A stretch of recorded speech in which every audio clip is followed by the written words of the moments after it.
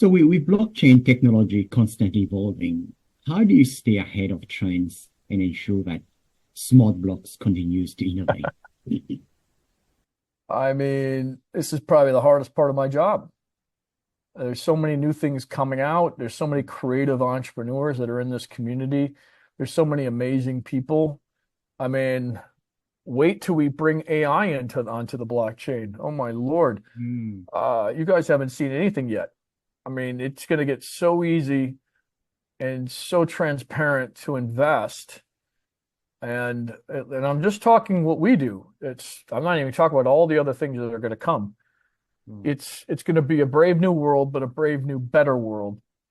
And what you're going to see is a lot of these AI agents working on behalf of you Mm, instead of someone on the other side you don't know working against you.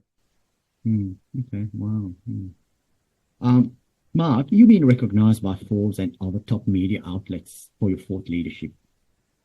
How do you balance being an industry expert while staying hands-on with smart blocks operations?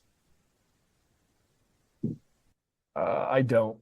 I mean, I do what I can. When I learn something, I try to put it out there.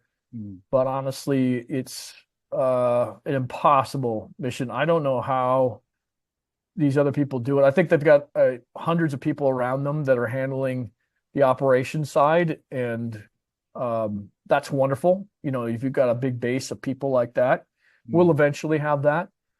But it is a it is a near impossible task. I mean, I'm working 13, 14 hours a day right. just to try to keep up with it, and you can't. There's just so many new things that are happening. I have a newsletter that I put everything that I like for that week into that newsletter. So Mm, if you're interested, just go to newsletter.smartblocks.xyz, and you can subscribe to it. It's a Substack newsletter.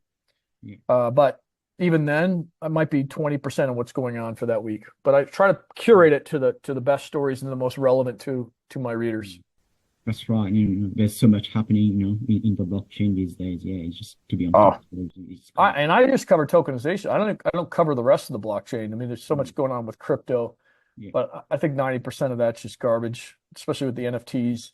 Mm, NFTs are going to be very important in the future. mm. But a lot of them, it's just not something that you want to get involved in. True, true. Yeah. So, Mark, you've interviewed hundreds of global 3,000 CXOs.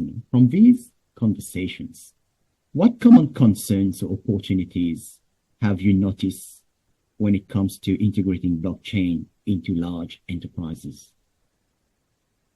Well, I mean, a lot of these enterprises don't like how public and transparent it is. They don't, but they soon realize there's private blockchains they can develop too. It doesn't always have to be public, but there's a lot of power in it being public and transparent. Mm, Um, so I go back to I don't know if you remember this in the 90s.